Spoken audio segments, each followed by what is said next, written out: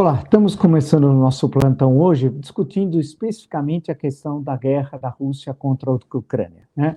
Portanto, é uma análise rápida, abrangente da questão militar, da questão geopolítica, diplomática e de como é que vai ficar o mundo. E eu sempre, aproveitando a ocasião, se você gosta do plantão, das entrevistas, das lives no nosso canal, isso aqui é o plantão, a live vai ser daqui a pouquinho, né? E está inscrito no canal, você pode indicar o canal a um amigo ou amiga, muito fácil, canal no YouTube, Marco Antônio Villa, diga para ativar as notificações, coloque like no que vocês gostarem e utilize como vocês muito bem fazem a página dos comentários.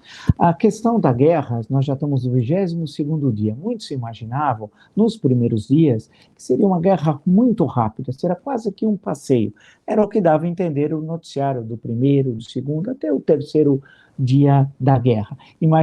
E isso foi construído também por uma leitura da guerra por parte do governo russo. Há uma invasão, né? Portanto, é um ato de guerra, e não oficialmente de guerra, porque para o governo russo é uma operação especial, ou seja, nem chama de guerra o que é guerra, portanto, não há uma declaração formal de guerra, que é uma situação absolutamente anômala, né? Inicia a guerra, atravessa rapidamente a fronteira, né? E indo de 3 regiões da Belarus, portanto, utilizando um segundo país para a invasão, que na verdade é um governo fantoche títere da Belarus, invadindo pela Rússia e pelo sul, né, utilizando-se da península da Crimeia. Acreditava-se que seriam recebidos soldados russos pela propaganda que se falava como verdadeiros libertadores dos ucranianos, e a marcha em direção a Kiev seria cercada, portanto, de festas e grandes comemorações. As Forças Armadas ucranianas iam depor as armas e poderiam até levar à deposição do presidente, seria nomeado um governo títere pela Rússia. Nada disso aconteceu, a história se revelou nos dias seguintes, no 4º, no 5º, no 6º, no 7º dia, que a situação era muito diferente. De um lado, a eficácia das Forças Armadas russas, né, que foi desenhada no primeiro dia de conflito como algo que tinha sido uma grande reforma das Forças Armadas em 20 anos, mostrou-se na prática que padece de seríssimos problemas de coordenação entre Exército, Marinha, Aeronáutica. O conjunto da operação pelo desenho não foi, ao menos o resultado prático mostra isso, a eficácia que era contada em prosa e verso, como diria antigamente, a ação das Forças Armadas russas. Encontraram forte resistência por parte da Ucrânia, né, em várias regiões e especialmente nas principais cidades. A questão que se coloca, portanto, agora, nesse momento, em que se nós olharmos o mapa do conflito, você vê uma verdadeira meia-lua que vem do norte, passa pelo leste e chega até o sul, até a Crimeia. No norte, pegando aquela região na fronteira com a Belarus, onde a capital, inclusive, Kiev, é muito próximo ao norte, desce, passa por Donbás, que era onde aquelas regiões, as 2 regiões separatistas, e chega até o sul, até a península da Crimeia, que está desde 2014 sob domínio russo, e eles ameaçam o principal porto no Mar Negro ucraniano, que é o porto de Odessa. No Mar de Azov, quase todo o litoral ucraniano já está sob domínio russo. Só que o avanço esperado, que fosse muito rápido, nós já estamos no 22º dia, tem sido relativamente lento. Pode ser também que, além da defesa muito bem feita pelas Forças Armadas ucranianas até agora, que a estratégia russa, isso nós saberemos tudo depois, porque vocês sabem, numa guerra, a primeira vítima é a verdade. É necessário um certo tempo para se construir uma história da guerra. Pode ser, é uma outra hipótese, que a estratégia do alto comando russo seja essa conquista paulatina de terreno e de solidificação do que eu chamaria dessa meia-lua sob domínio russo, e avançando gradualmente para a região central, chegando até o rio Dnieper, né, atravessando aí, que divide, grosso modo, a Ucrânia Oriental da Ucrânia Ocidental, e no norte, atacando a capital, atacando Kiev. Lembre-se que no 3º dia diziam que o exército russo estava na periferia de Kiev. Não era verdadeiro, a história mostrou ao contrário. Mas a tendência nesse momento, em que o custo, a tragédia humanitária já é enorme, hoje estão falando em 3 milhões de refugiados, no início da guerra tinham estimado em 4 milhões. Quer dizer, 22 dias nós já temos 3 milhões de refugiados. O que é, desde 1945 até hoje, a maior tragédia humanitária na história europeia. Em um curto espaço de tempo, 22 dias, né, isso já tem esse número de refugiados. O que se desenha nesse contexto é que a tendência é, agora, o ataque aos grandes centros urbanos. E aí, o número de vítimas vai ser muito maior, a tragédia humanitária muito maior, e assistiremos cenas tenebrosas. Já assistimos nesses 22 dias terríveis cenas de ataque a escolas, a hospitais. Assistiremos agora o cerco de grandes cidades, especialmente da capital. Mesmo que na capital, muitos dos seus habitantes já tenham abandonado, como é de conhecimento de todos, né? Nesse desenho, a tendência, portanto, é a tragédia ser cada vez maior. E aí tem uma questão importante, né? Ou seja, a Rússia quer negociar, na leitura da Rússia, mas vai, antes de fechar um possível cessar-fogo, vai fazer bombardeios severíssimos contra a Ucrânia. A tendência é por artilharia e por força aérea, bombardeios muito pesados, porque aí você senta na mesa de negociação, e infelizmente essa é a lógica de uma guerra, em posição de muito mais força. É o que se desenha nesse cenário. E tudo indica que a Ucrânia vai ter de ceder territórios. Como se imaginava, e eu já tinha comentado isso, nos primeiros dias da guerra, né? A região de Donbás, a Crimeia, ninguém vai tocar mais nessa questão de ser russa e será russa, e uma das exigências do governo russo era incluir na Constituição ucraniana alguns desses pontos, que a Crimeia seria russa, estaria na Constituição, a região de Donbás seria considerada russa, também estaria na Constituição, colocaria também a neutralidade da Ucrânia e que ela não entraria nem na OTAN e nem na União Europeia. A OTAN é uma organização militar, né? A União Europeia não, é uma estrutura política, econômica, não é uma organização militar como a OTAN. E quem faz parte da OTAN não necessariamente faz parte da União Europeia e vice-versa. Bem, eram exigências, portanto, severíssimas contra a Ucrânia. E dava a entender até aquele momento que havia uma enorme força, né, por parte da Rússia. O que tem sido visto, apesar que as informações nunca se sabe efetivamente o que é verdade ou não, mas o que tem sido visto é que o exército russo não tem a eficiência que se imaginava, né? E isso tem encontrado forte resistência por parte dos ucranianos. O que vai acontecer para nós sairmos da questão restrita e ampliarmos a nossa análise? A tendência é a guerra continuar, né?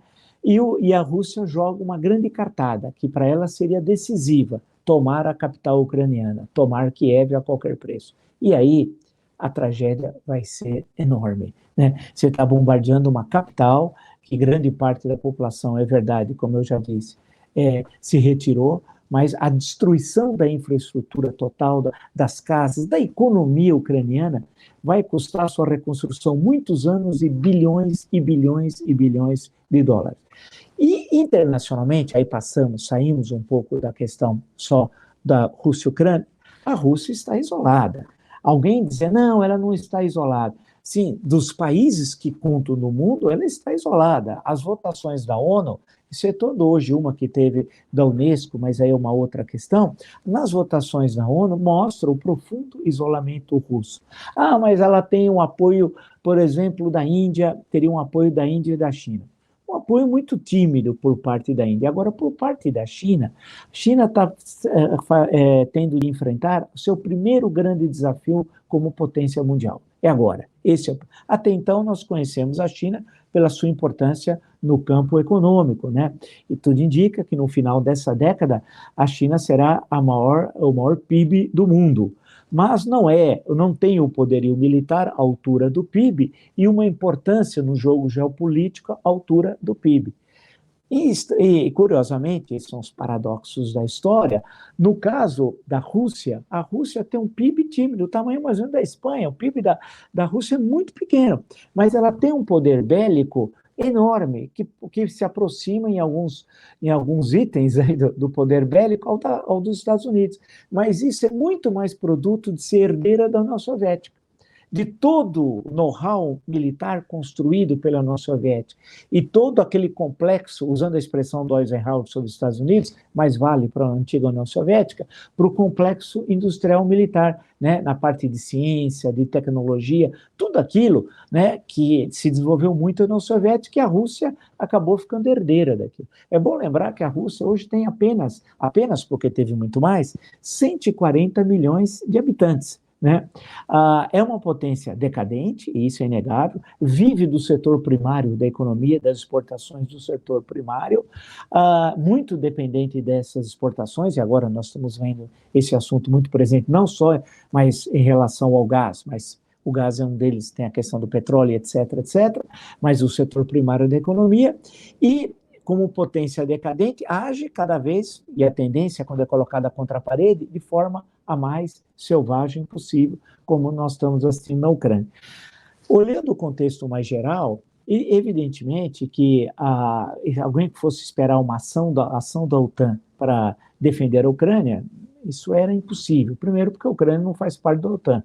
E segundo, que nenhum país da OTAN foi agredido. E terceiro, não se coloca essa questão. É bom lembrar que tanto os Estados Unidos como, por exemplo, o Reino Unido, incentivou muito as posições mais, vamos chamar, verbalmente mais agressivas por parte da Ucrânia, mas não cacifou, para usar uma expressão mais popular, a Ucrânia no momento da guerra. A questão que se coloca é que alguns dos pontos levantados pela Rússia têm de ser apreciados nesse momento numa análise serena, sem, em momento algum, justificar a invasão, como, por exemplo, a questão da OTAN.